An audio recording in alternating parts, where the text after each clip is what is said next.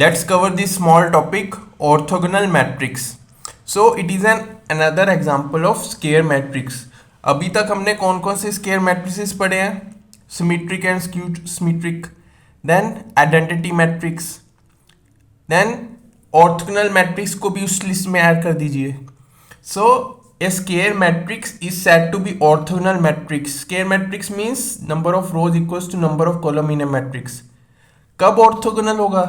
When A into A transpose equals to A transpose into A equals to identity matrix.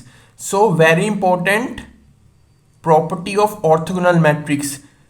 कोई matrix orthogonal matrix है या नहीं कैसे पता लगेगा? इस प्रॉपर्टी से. सिंपल मैट्रिक्स लीजिए, उसको उसके ट्रांसपोज से मल्टीप्लाई कीजिए. अगर वो आइडेंटिटी मैट्रिक्स आ गया तो वो मैट्रिक्स क्या कहलाएगा? Orthogonal matrix. So look at this first example. हमारे पास ए मैट्रिक्स गिवन है. क्या ये ऑर्थोगोनल मैट्रिक्स है या नहीं? तो हमने ऑर्थोगोनल की अभी ये प्रॉपर्टी पढ़ी, A into A transpose equals to I. So सबसे पहले सोल्यूशन में क्या करना है? इसका ट्रांसपोज फाइंड आउट करना है. ट्रांसपोज और मल्टीप्लिकेशन ये दोनों आना चाहिए आपको इस टॉपिक के लिए, जो कि ऊपर आई बटन में आपको मिल जाएगा. ठीक है. सो सबसे पहले इसका ए ट्रांसपोज फाइंड आउट कीजिए. Then A into A transpose, this is matrix A, ये ए ट्रांसपोज है. इनको मल्टीप्लाई कीजिए. मल्टीप्लिकेशन आती है ना, रो को कॉलम से करना है. तो जो हमारे पास मैट्रिक्स आएगा मल्टीप्लिकेशन के बाद ये आएगा. क्या ये आइडेंटिटी मैट्रिक्स है फ्रेंड्स? नहीं, this is not identity matrix.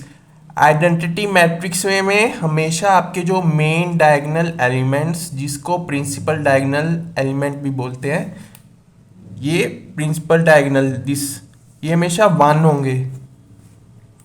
सो क्या ये 1 है? नहीं, ये वाले जो है ये हमेशा 1 होंगे. So it is not identity matrix. A into A transpose identity नहीं है, इट मीन्स प्रॉपर्टी सेटिस्फाई नहीं हुई ऑर्थोगोनल की. So A is not an orthogonal matrix. Simple. Second example देखते हैं. ए मैट्रिक्स गिवन है, हमसे पूछ रहे हैं क्या ये ऑर्थोगोनल है या नहीं. अगर है, if yes then find its inverse. सबसे पहले हमें ऑर्थोगोनल की प्रॉपर्टी पता है, matrix into its transpose will always give us identity matrix. So सबसे पहले इसका ट्रांसपोज फाइंड आउट कर लीजिए. सो ए ट्रांसपोज ये आ गया.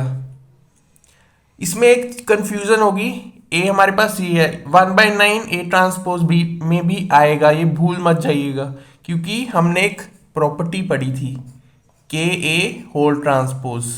क्या होता है? के इंटू ए ट्रांसपोज वेयर के इज कॉन्स्टेंट. अब इसका ट्रांसपोज ले रहे हैं इस पूरे का. सो कॉन्स्टेंट बाहर आ जाएगा और सिर्फ इसका ट्रांसपोज ले लेंगे. तो 1/9 ट्रांसपोज में भूल मत जाइएगा please. Then find out A into A transpose. A हमारे पास ये है, उसका ट्रांसपोज ये है. मल्टीप्लिकेशन के बाद हमारे पास क्या आ गया? ये. क्या ये आइडेंटिटी मैट्रिक्स है? Yes. So A into A transpose is identity matrix. 1/81 को मल्टीप्लाई करना है इन सभी एलिमेंट्स से तो 1 आ जाएगा. Clear. So A into A transpose is I. So A is orthogonal matrix. Condition हमारी सेटिस्फाई हो गई है ऑर्थोगोनल की. Now very important result, how to find inverse of an orthogonal matrix. अब हमारे पास अगर कोई ऑर्थोगोनल मैट्रिक्स आ गया है, उसका इनवर्स कैसे फाइंड आउट करेंगे? Simple. If a matrix is orthogonal, its inverse is going to be its transpose only. So this matrix is orthogonal, जो इसका इनवर्स होगा वो इसका ट्रांसपोज ही होगा. सो इसको एडजॉइंट मेथड से फाइंड आउट करने की जरूरत नहीं है इसके इनवर्स की, ना ही कोई रो ऑपरेशन लगाने की जरूरत है. सिंपल, अगर कोई मैट्रिक्स ऑर्थोगोनल है, उसका जो ट्रांसपोज होगा वही उसका इनवर्स होगा. Now look at this third example. Find values of A B C if matrix is orthogonal. अब इसमें ये नहीं पूछा ऑर्थोगोनल है या नहीं, इसमें बताया गया है ये ऑर्थोगोनल मैट्रिक्स है और ए बी सी की वैल्यू फाइंड आउट करनी है हमने. सो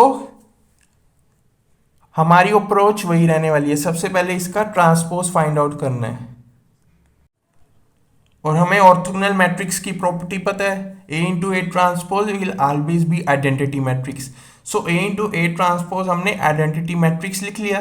अब इन दोनों को मल्टीप्लाई कर दीजिए आप, सिंपल है। सो हमारे पास मल्टीप्लिकेशन के बाद जो मैट्रिक्स आया ये आया। अब इसको ध्यान से देखिए आप, ये जो हमारे पास इक्वेशन है ये किसकी इक्वल है, 1 के। तो मैंने ये यहाँ पे लिख लिया, ठीक है। 2b² माइनस c² ये किसके इक्वल है, 0 के, ये यहाँ पे लिख लिया। देन ये वाली equation a² plus b² plus c² किसके इक्वल है, 1 के, ये यहाँ पे लिख लिया। तो इन तीनों से मेरा काम बन जाएगा, इसलिए मैंने यहाँ पे लिख लिया।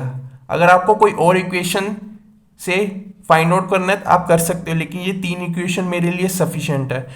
अब मैं क्या करूँगा, इन दोनों को फाइंड आउट करूँगा, इन दोनों को सोल्व करूँगा, जिससे मेरे पास क्या है, b या c की कोई भी वैल्यू आ जाए।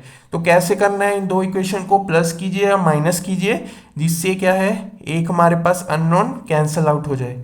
अब इस यहाँ पे देखिए, अगर मैं प्लस करता हूँ, ये प्लस c² है, ये माइनस c² है, अगर प्लस करेंगे ये दोनों कैंसल आउट हो जाएंगे, ठीक है। सो इनको प्लस करते हैं, this c² will cancel out. हमारे पास क्या आएगा, 6b², लेफ्ट हैंड साइड पे, राइट हैंड साइड पे क्या आ जाएगा, 1। It means b² equals to 1/6, यानी b की वैल्यू क्या है, प्लस माइनस 1/√6, क्योंकि यहाँ पे b² 1/6 है, तो b प्लस भी हो सकता है माइनस भी हो सकता है। 1/√6 स्केयर करेंगे इसका, 1/6 ही आने वाला है, माइनस 1/√6 का स्केयर करेंगे वो भी 1/6, इसलिए प्लस माइनस 6। अब इस b की वैल्यू को इन दोनों इक्वेशंस में किसी में भी पुट कीजिए और c की वैल्यू फाइंड आउट कीजिए। सो मैंने b² की वैल्यू 1/6 थी, फर्स्ट इक्वेशन में पुट कर दी। हमारे पास क्या आ जाएगा, ये 2, देन ये 3। c² की वैल्यू क्या आ गई हमारे पास, 1 माइनस ये 2/3, राइट हैंड साइड पे चला जाएगा। अब एलसीएम हमें आता है, क्या आ जाएगा, 3 का एलसीएम 3, नीचे वाली टर्म से डिवाइड, 3/1 3 ही आने वाला है, जो आंसर आया ऊपर वाली टर्म से मल्टीप्लाई, यानी 3 माइनस इस एलसीएम को नीचे वाली टर्म से डिवाइड करना है, 3/3 1, जो आंसर आया ऊपर वाली टर्म से मल्टीप्लाई, यानी कि 2। सो c² क्या हमारे पास आ जाएगा, 1/3। अगेन c की वैल्यू क्या आ जाएगी, प्लस माइनस 1/√3। अब हमारे पास b आ गया, c आ गया। थर्ड इक्वेशन जो हमारे पास थी, a² plus b² plus c² equals to 1, उसमें पुट कीजिए और a की वैल्यू फाइंड आउट कीजिए। सो फर्स्ट इक्वेशन हमारे पास थी a² plus b² plus c² equals to 1। b² की वैल्यू हमने यहाँ पे भर दी, c की वैल्यू यहाँ पे पुट कर दी, इक्वल्स टू 1। देन a² क्या आएगा हमारे पास, 1 माइनस 1/6, राइट हैंड साइड पे चला गया, 1/3 भी, सो ये आ गया। अब इसका एलसीएम आई होप आपको आता है। क्या करते हैं एलसीएम में, जो हमारे पास नीचे वाली टर्म है, डिनोमिनेटर जिसको बोलते हैं, 6 और 3, सबसे छोटे नंबर से स्टार्ट करना है, 2। क्या 2 इन टेबल पे जाता है, 3 इंटू 2 6 होता है, देन 3 आ जाएगा। 3 किसके टेबल पे जाता है, 3 के, सो 1 1 आ गया।